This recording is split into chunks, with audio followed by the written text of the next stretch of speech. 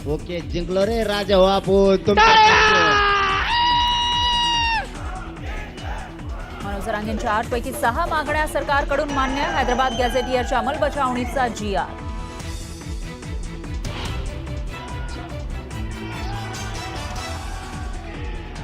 आंदोलनाच्या 5व्या दिवशी मनोज जरांगेंनी मागे घेतलं उपोषण. मंत्री विखे पाटलांच्या हाताने सोडलं उपोषण.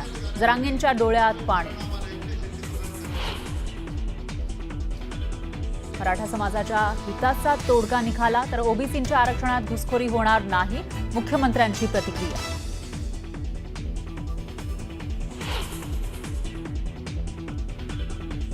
मुख्यमंत्री फडणवीसांच्या पुढाकारानं मराठ्यांना आरक्षण. फडणवीसांनी घेतल्या 4 बैठका. कायदेशीर सल्ला मसलत करून काढला तोडगा.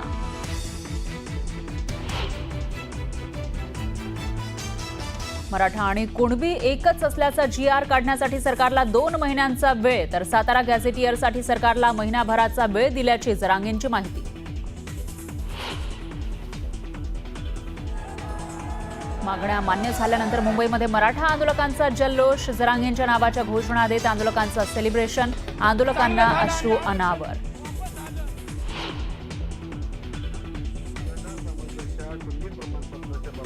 सरकारच्या GRमुळे मराठा समाजाला प्रमाणपत्र मिळणं सोपं होणार. बडे मुद्देमध्ये राजेंद्र कोंढरे यांचं मत. तर पहिलं प्रमाणपत्र मिळाल्यावर सगळं स्पष्ट होईल. वकील सिद्धार्थ शिंदेंनी इथं मांडला मुद्दा.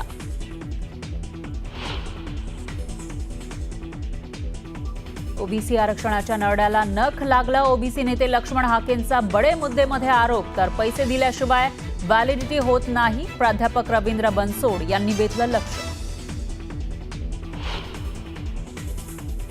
आणि जरांगेंचं आंदोलन यशस्वी झाल्यानंतर मराठा आंदोलक मुंबई सोडण्यास सुरुवात. आझाद मैदान आणि पालिका मुख्यालयाजवळच्या परिसरात शुकशुकाट.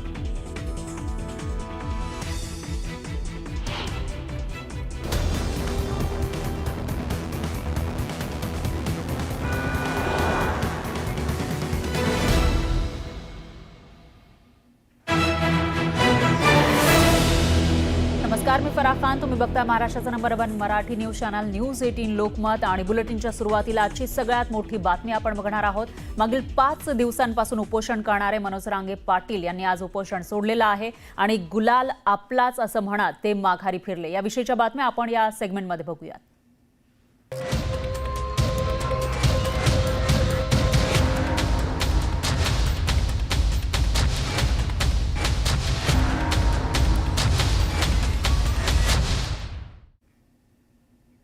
जिंकलो रे असं म्हणत जरांगेंनी विजयी गुलाल उधळला आणि आझाद मैदानामध्ये मराठा आंदोलकांनी एकच जल्लोष सुरू केला. मागण्या मान्य झाल्यानंतर जरांगे पाटलांनी उपोषण सोडलं. अखेर राज्य सरकारनं हैदराबाद गॅझेटियर लागू करण्यासंदर्भातला शासन निर्णय काढलेला आहे. त्यामुळे मराठा आंदोलकांनी मुंबईत जोरदार सेलिब्रेशन केलं. आझाद मैदानावर गेल्या 5 दिवसांपासून उपोषणावर बसलेल्या जरांगे पाटलांनी अखेर विजयाचा गुलाल उधळला. जरांगेंनी विजयाची घोषणा केल्यानंतर आझाद मैदान 1 मराठा लाख मराठाच्या घोषणांनी दुमदुमलं. राज्यपालांच्या स्वाक्षरीनं हैदराबाद गॅझेटियरच्या अंमलबजावणीचा शासन निर्णय सरकारनं काढला. त्यासोबतच त्यांच्या इतर मागण्याही मान्य झाल्यानंतर जरांगे पाटलांनी उपोषण मागे घेतलं. त्यासोबतच मराठा आणि कुणबी एकच असल्याचा शासन निर्णय काढण्यासाठी 2 महिन्यांचा वेळ तर सातारा संस्थांचं गॅझेटियर लागू करण्यासाठी 1 महिन्यांची मुदत त्यांनी दिली आहे.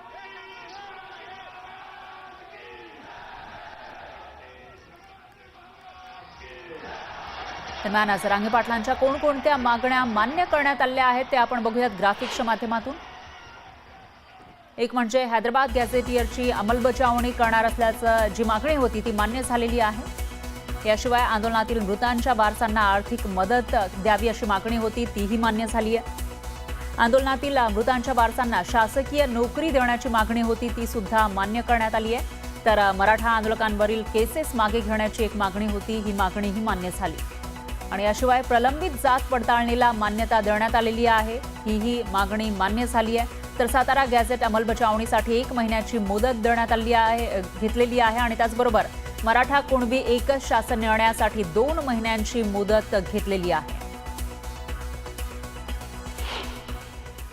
विखे पाटील साहेब, आमचं हैदराबादचं गॅझेटियरची अंमलबजावणी झाली का? आपण अंमलबजावणी करण्यासाठी GR काढला आता. ओके.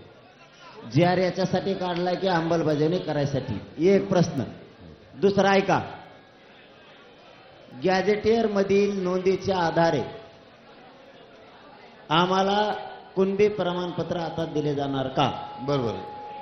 त्या जे काही त्याच्यामध्ये आपण निकष दिलेले आहेत ती पूर्तता केली, नातेवाईक असेल, कुणी खापड पंजोबा किंवा कुटुंबातील तुमचं कुणी असेल, ॲफिडेव्हिट जरी केलं तरी देणार आपण दाखला.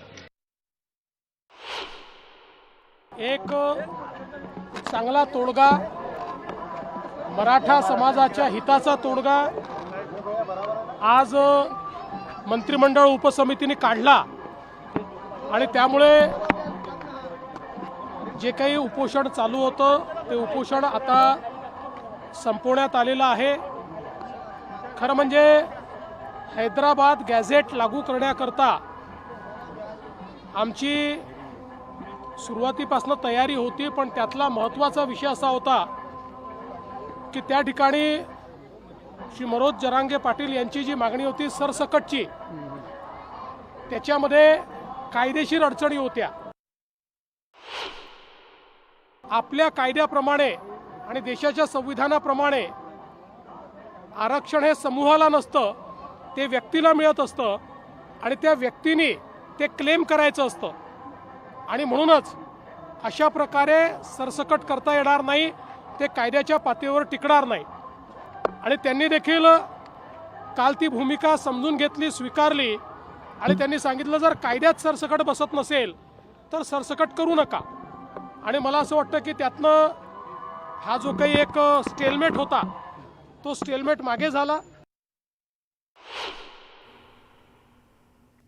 तर आरक्षणाची लढाई अखेर मनोज जरांगे पाटलांनी जिंकली आहे. हैदराबाद गॅझेटियरची अंमलबजावणी करण्याची जरांगे पाटलांची मागणी राज्य सरकारनं मान्य केली आहे.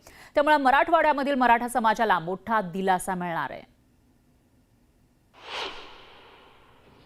हैदराबाद गॅजेटियरला अंमलबजावणी दिलेली आहे, बरोबर का?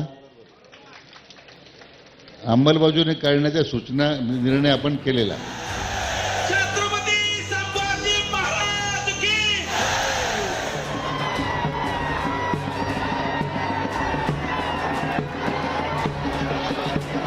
चांगलं झालं आणि आरक्षण वापस आलं.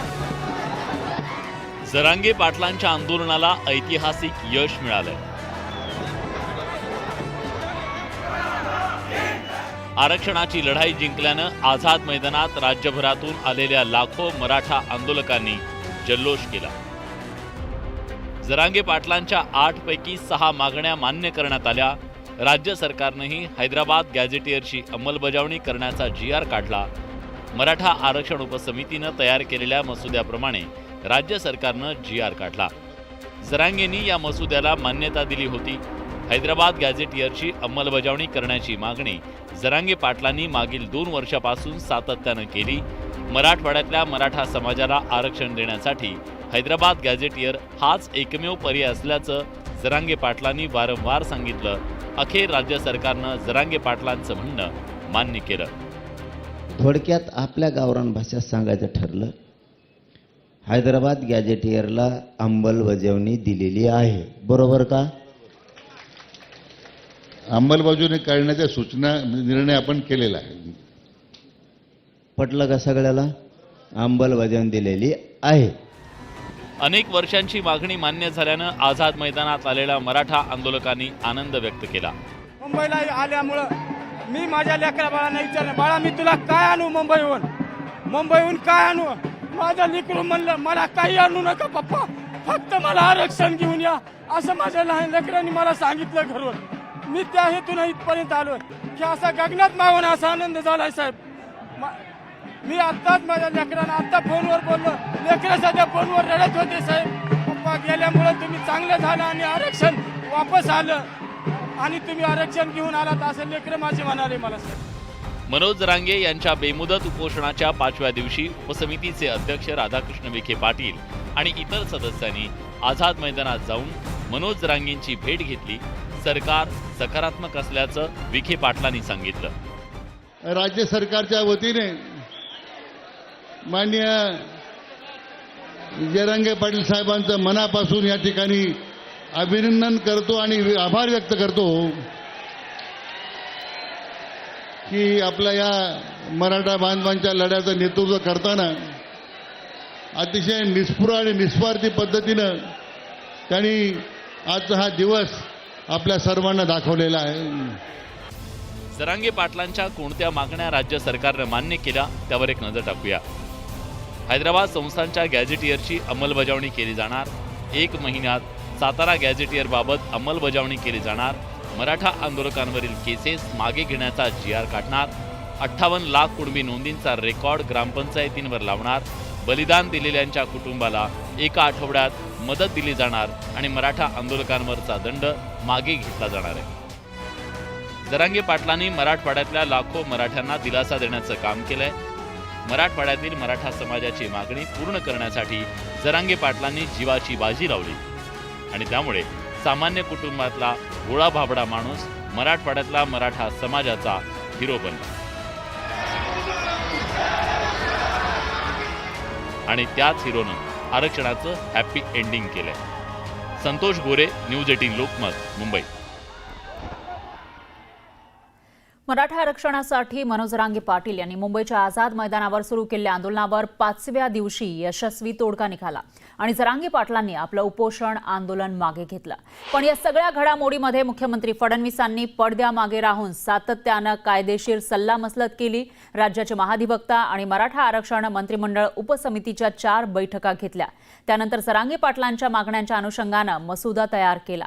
तसंच प्रत्येक निर्णयाचा GR अर्थात शासन निर्णय तयार केला. त्यानंतरच विखे पाटलांच्या नेतृत्वात मंत्रिमंडळ उपसमितीनं जरांगेंशी चर्चा केली. विशेष म्हणजे सरकारनं मसुदा अशा प्रकारे तयार केला होता की तो जरांगेंनी पहिल्याच बैठकीत मान्य केला. त्यामुळे कोणत्याही चर्चेच्या फेऱ्या झाल्या नाहीत. दरम्यान आंदोलन काळामध्ये मुख्यमंत्री फडणवीसांना व्यक्तिगतरित्या टार्गेट करण्यात आलं, पण मुख्यमंत्र्यांनी संयम सोडला नाही. एकीकडे त्यांनी आपलं दैनंदिन दौरे आणि प्रशासकीय कामकाज सुरू ठेवलं, तर दुसरीकडे मराठा आरक्षणावर तोडगा काढण्यासाठी कायदेशीर पावलं उचलण्यास सुरुवात केली आणि जरांगेंच्या प्रमुख मागण्यांवर तोडगा निघाला. त्यामुळेच मराठा आरक्षण देणारे, ते टिकवणारे आणि आज मराठा आंदोलनाचा तिढा यशस्वीपणे सोडवणारे म्हणून मुख्यमंत्री फडणवीस यांची प्रतिमा अधोरेखित झाली आहे.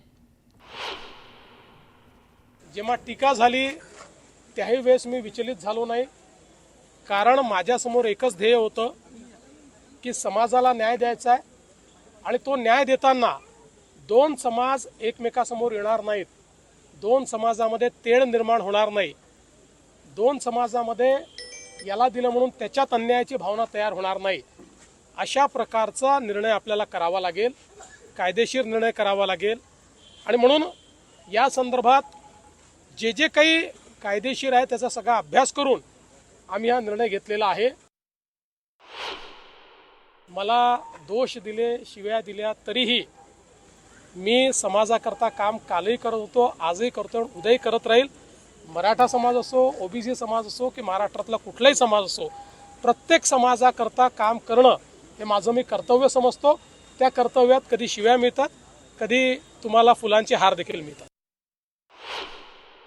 त्या काळामध्ये 19 पर्यंत जे 58 मोर्चे मराठा समाजाचे निघाले, हे राज्याच्या स्थापनेनंतर भूषण भविष्य अशा प्रकारचे होते. आणि मी नेहमीच माननीय फडणवीस साहेबांचं अभिनंदन करतोय, नेहमीच करतोय की पहिल्यांदा एका राज्याच्या मुख्यमंत्र्यांनी आरक्षण देण्यासंबंधात पुढाकार घेतला आणि 16% आरक्षण दिलं. जे जाणते राजे मराठ्यांचा नेता म्हणून जे मिरवत होते, त्यांनी मात्र या राज्याच्या मराठा समाजाच्या तोंडाला पानं पुसली. परंतु फडणवीस साहेबांनी 16% आरक्षण दिलं, ते सर्वोच्च न्यायालयापर्यंत टिकलं. आपण महाराष्ट्राच्या इतिहासामध्ये एक पूर्ण अगर वाटचाल तुम्ही पाहिली की जेव्हा जेव्हा मराठा समाजाला न्याय मिळालेला आहे, जेव्हा जेव्हा मराठा समाजाने गुलाल उधळलेला आहे, ते फक्त फडणवीस साहेबांच्याच सरकारच्या कालावधीमध्ये झालेलं आहे. जे आंदोलकर्त्यांचं, जरांगे पाटलांची जी सर्वात जुनी आणि महत्त्वाची मागणी होती की बाबा आम्हाला मराठवाड्यापुरतंच तुम्ही आम्हाला कुणबीच्या नोंदणी शोधून द्या आणि त्या पद्धतीने मराठा समाजाला न्याय द्या, म्हणून मराठा समाजाने याचा निश्चित पद्धतीने याची दखल घेतली पाहिजे की आपल्या समाजाला जेव्हा जेव्हा न्याय देण्याची वेळ येते, जेव्हा जेव्हा आमच्या मागे पाठिंबा आणि ताकद उभी करण्याची वेळ येते, तेव्हा तेव्हा फडणवीस साहेब सत्तेमध्ये असतात, सत्तेचं नेतृत्व करत असतात. आणि मला असं वाटतं की प्रत्येक मराठा समाजाच्या प्रत्येक नागरिकाने, युवकांनी आज आदरणीय फडणवीस साहेबांचे आभार मानले पाहिजे.